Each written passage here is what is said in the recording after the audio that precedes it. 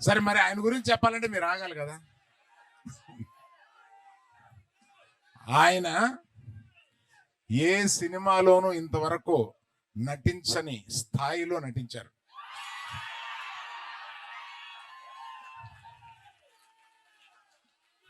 మనకి ఎంత ఉత్సాహం తెప్పించగా నటించారో ఒక్కొక్క కొన్ని సీన్స్ లో ఆయన మన గుండె కరిగిపోయేలాగా కూడా నటించారు.